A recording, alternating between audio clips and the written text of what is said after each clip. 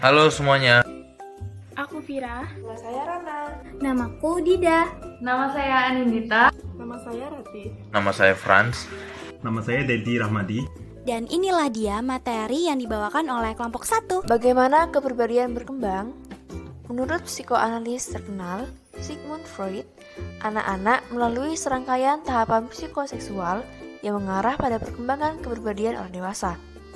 Teorinya menggambarkan bagaimana kepribadian berkembang selama masa kanak-kanak. Teori psikoseksual menyarankan bahwa kepribadian sebagian besar dibentuk pada usia 5 tahun. Pengalaman awal memainkan peran besar dalam perkembangan kepribadian dan terus mempengaruhi perilaku di kemudian hari. Kemudian, ada Erik Erikson yang dipengaruhi oleh tahap perkembangan psikoseksual milik Sigmund Freud.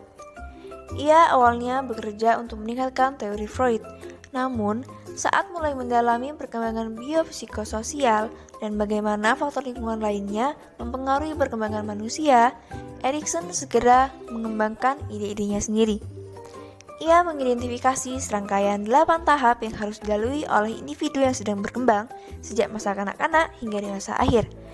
Penelitiannya ini dikenal dengan 8 tahap perkembangan psikososial. Teori psikoseksual milik Freud. Nah, di sini Freud berpikir bahwa proses menuju dewasa memunculkan energi seksual dan juga agresivitas yang harus dikontrol oleh manusia.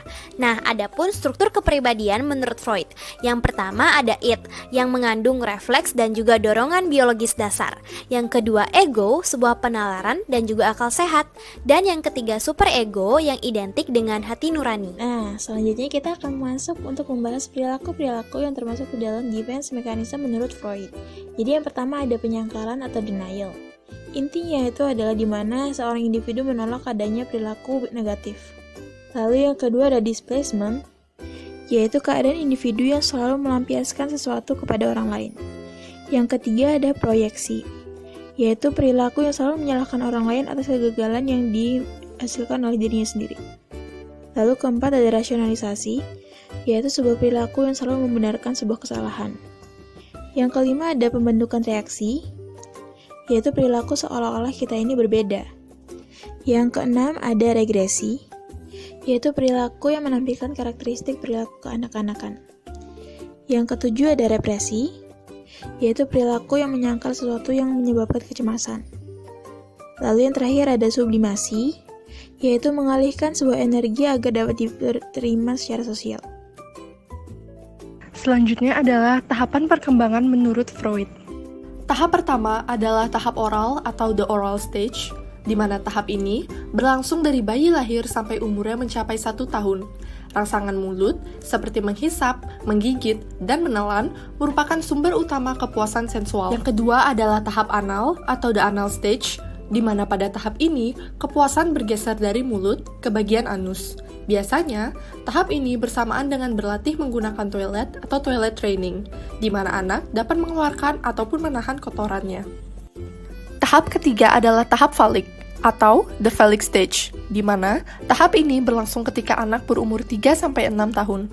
Selama tahap ini, kepuasan erotis melibatkan fantasi seksual dan ketertarikan pada lawan jenis. Tahap ini juga menimbulkan perilaku Oedipus kompleks, yaitu keinginan bawah sadar seorang anak laki-laki yang menunjukkan perilaku ketertarikan terhadap ibunya, serta keinginan untuk menyingkirkan ayahnya. Yang berikutnya adalah tahap latensi atau the latency stage. Pada tahap ini, anak mulai memasuki masa laten atau tersembunyi. Fantasi seksual dan agresif sebagian besar bersifat laten atau berada di alam bawah sadar. Tidak hanya perasaan odipal, tahap latensi ini juga mencakup oral dan anal. Dan yang terakhir adalah tahap genital atau the genital stage. Pada tahap ini, anak laki-laki harus melepaskan ibunya dan menemukan wanitanya sendiri. Di mana pada masa ini pula, perilaku heteroseksual dianggap penting agar manusia bisa mempersiapkan pernikahan dan melanjutkan keturunannya sendiri.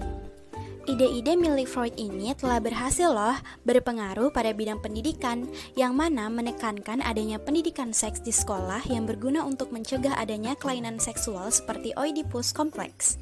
Psikososial Erikson. Psikososial sendiri lebih cenderung menekankan sosial dan interaksi budaya sebagai kekuatan dalam proses perkembangan. ada 8 tahap dalam psikososial. Tahap yang pertama yaitu trust versus mistrust, yaitu terjadi pada usia 0 hingga 18 bulan.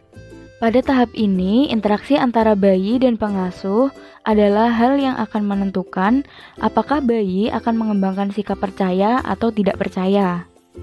Tahap kedua yaitu autonomy versus shame and doubt pada usia 18 bulan hingga 3 tahun.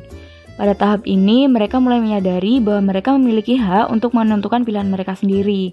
Dan apabila kebebasan tersebut tidak diberikan oleh pengasuh atau orang tua, maka mereka akan mengembangkan perasaan meragukan diri sendiri dan rasa malu dalam berhubungan dengan orang lain.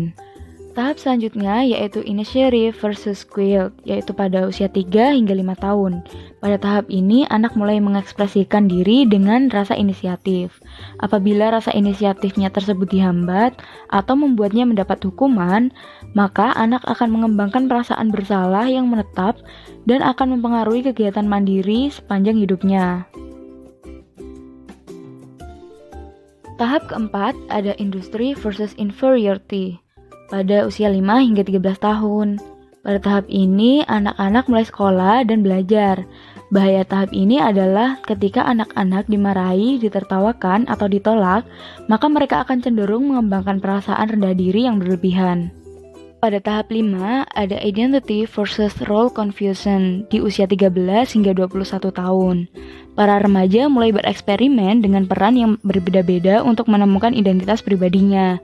Dan apabila mereka mengalami krisis identitas, mereka seakan tidak mengetahui siapa dan apa yang mereka lakukan, di mana mereka berada, atau kemana mereka akan pergi. Tahap ke-6, intimacy versus isolation di usia 21 hingga 39 tahun, di mana ketertarikan secara seksual kepada orang lain akan mulai muncul.